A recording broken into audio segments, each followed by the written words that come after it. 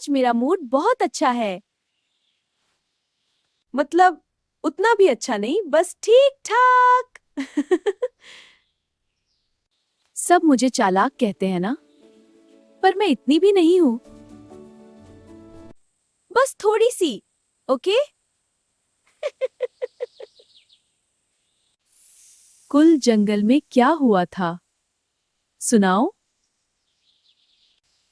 मैं तो बस चल रही थी। खरगोश खुद आया था। और फिर सब उल्टा हो गया। खरगोश बहुत तेज है, मुझे चक्कर दे देता है। लेकिन मानना पड़ेगा, वो अच्छा दोस्त है। और मैं हर बार सबक सीखती हूँ। अच्छा बाबा, अगली बार मैं पहले सोचूंगी। अब दोस्ती ही बेहतर है, चालाकी नहीं।